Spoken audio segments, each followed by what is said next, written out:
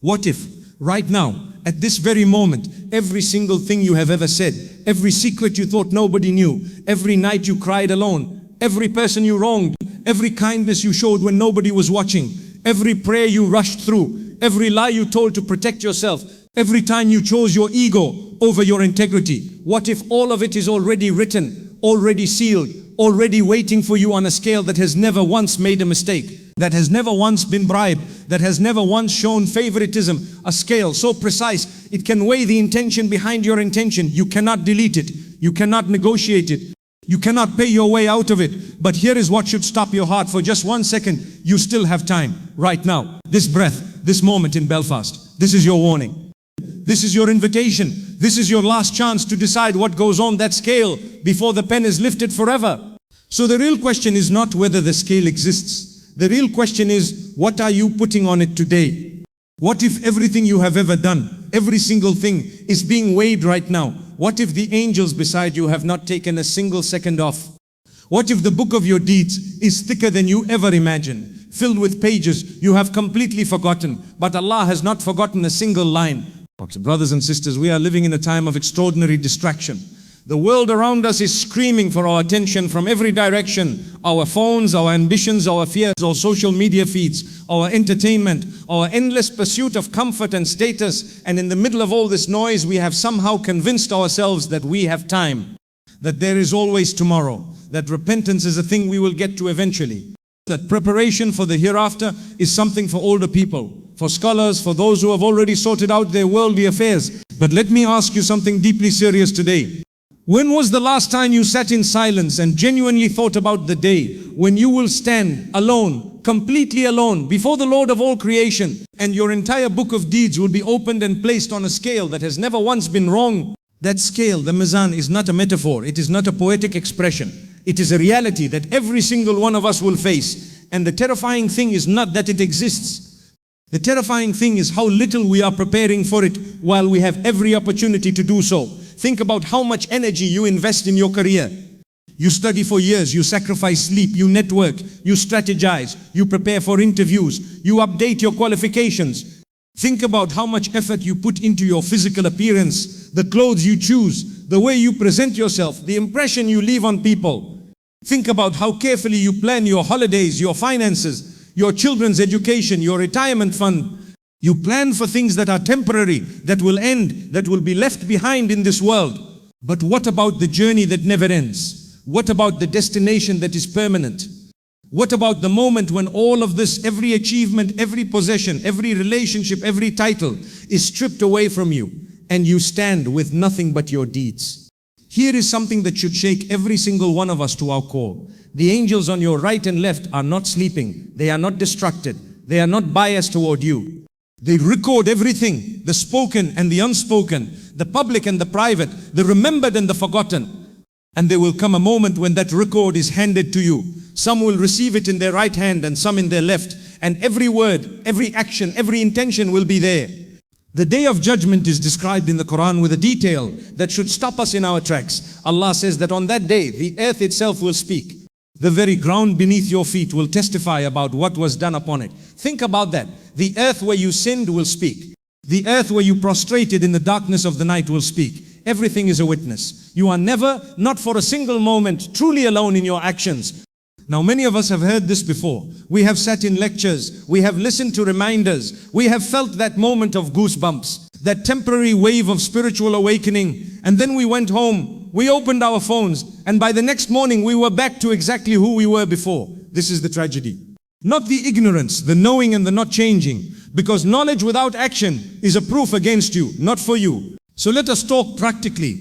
What does preparing for the scales actually look like in your daily life, in Belfast, in your homes, in your workplaces, in your communities? It begins with the most fundamental understanding that this dunya, this world, is not your home. You are a traveler passing through. And a traveler does not spend all his energy decorating a hotel room he will check out of tomorrow. A traveler packs wisely. A traveler keeps the destination in mind at all times. The companion of the Prophet ﷺ understood this so deeply that some of them would weep out of fear of the accountability to come, despite being people of extraordinary worship and sacrifice. If those people who spent their nights in salah, their days in fasting, their wealth in charity, their lives in the service of Islam, if they wept out of fear of what the scale might reveal, then what about us? What about the one who barely maintains his 5 daily prayers? What about the one who has not opened the Quran in months? What about the one who has been holding grudges, oppressing people, letting his tongue run loose without accountability? And yet, and this is where the beauty of this conversation lives, Allah's mercy is so magnificent, so incomprehensibly vast, that He has not closed the door. He has not locked you out. He has not given up on you, even when you have given up on yourself. The door of Tawbah, of genuine repentance, remains wide open. And sincere Tawbah does not just reduce your sins, it erases them. It wipes the slate. It converts those dark entries in your book into light.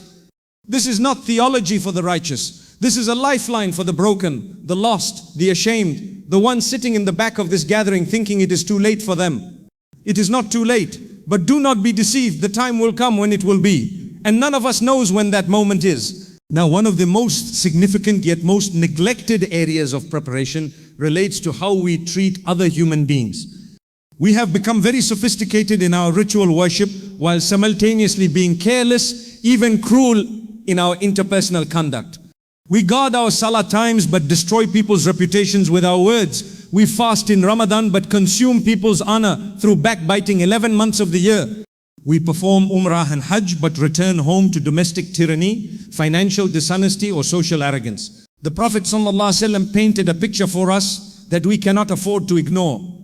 He described a person who arrives on the day of judgment with such an abundance of good deeds, prayer, fasting, charity, that by human calculation they should be among the successful. But they had wronged people, they had insulted them, belittled them, stolen from them, hurt them, and those people come forward on that day with their claims. And that person's good deeds are distributed to the claimants, one by one, until they run out. And then, because the debts are not yet settled, the sins of those claimants are loaded onto this person, and they are thrown into the fire. Despite all that worship, despite all that ritual devotion, this is the person the Prophet ﷺ called Muflis, the truly bankrupt one. And it is a title none of us can afford. So check yourself right now, today. Who have you wronged? Who are you refusing to forgive, not for the sake of justice, but for the sake of pride? Who have you spoken about in their absence in ways that would devastate them if they heard? Who have you cheated, even in small things?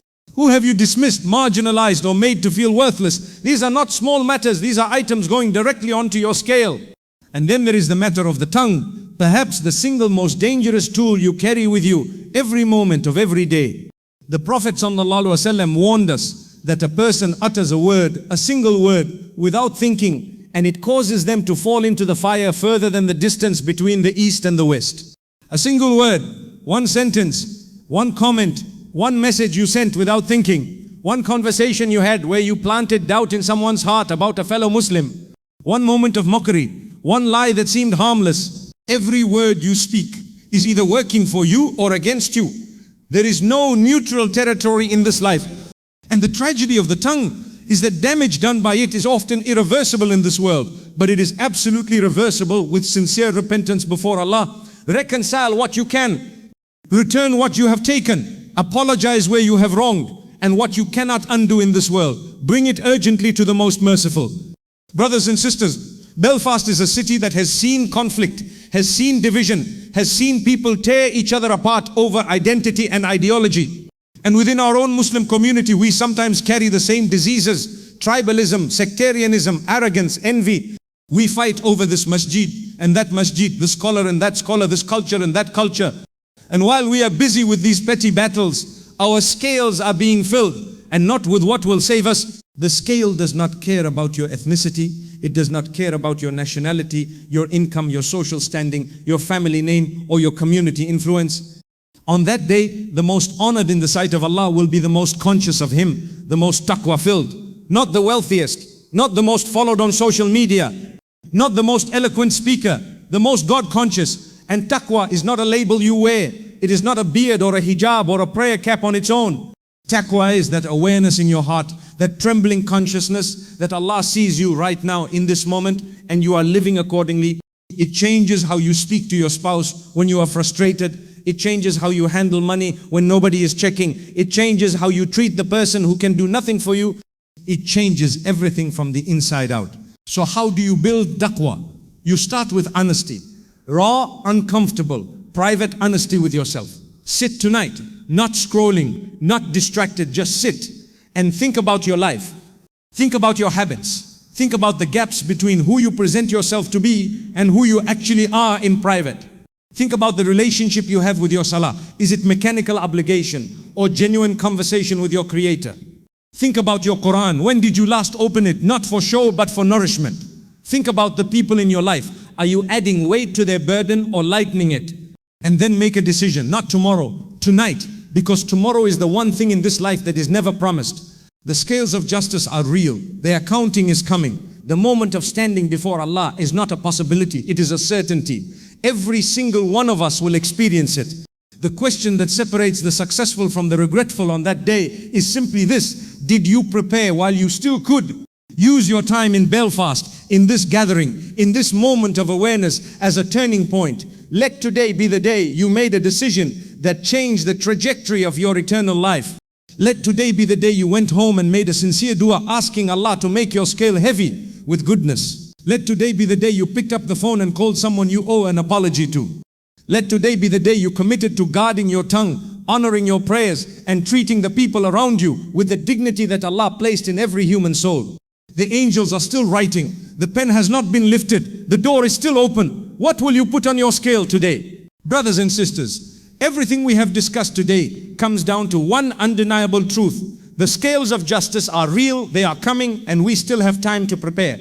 Not tomorrow, not after Ramadan, not when we sort ourselves out. Now, the gift of this breath, this moment, this gathering, is that Allah has not yet closed your book. He has not yet called your time.